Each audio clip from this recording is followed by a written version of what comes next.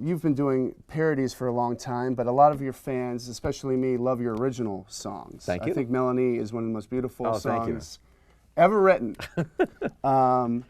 Is it, after being so popular with the parodies, and obviously that being what you're known for, do you treat your original songs differently from your parody songs in regards to how you view them or what you expect from them, or your original songs just things you love doing and you don't mind them? There's sort of two different things. I mean, I probably feel a little bit closer to the originals because they're my music as well. There's certainly a lot more work in that, you know, obviously I have to write the music as well. And like when I do the parodies, that is a fairly easy process in terms of producing, because it's sort of like I give everybody in the band a copy of the CD and say, here, learn this. Right. And so it's not a lot of guesswork. It's like, you don't have to like talk with the engineer about like how you want the guitar to sound. Like, no, make it sound like that guitar, you know? Yeah.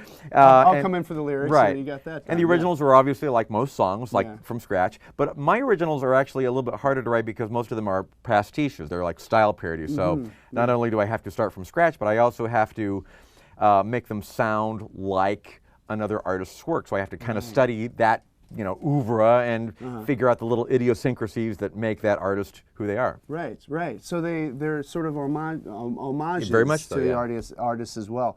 If you had to parody one of your original songs, which one would you do it, and what would the title be? I don't know, but you know, some people have parodied some of my original songs. They In have? fact, one of my daughter's favorite songs is a parody of one of my original songs. A guy named Steve Goody did an album of Harry Potter parodies, and I've got an original song called Hardware Store, which is a big fan favorite, and he did a parody called Dumbledore. And my daughter listens to that on repeat in the car over and over and over. God. I don't think she knows my song that well, but she loves Dumbledore. So now you're finally getting a taste of your own medicine. See what happens with karma, I tell you. Right. Well, we got to get out of here, and you've been a great guest. Thank you so much for my coming pleasure. in. Thank One you. last question, though.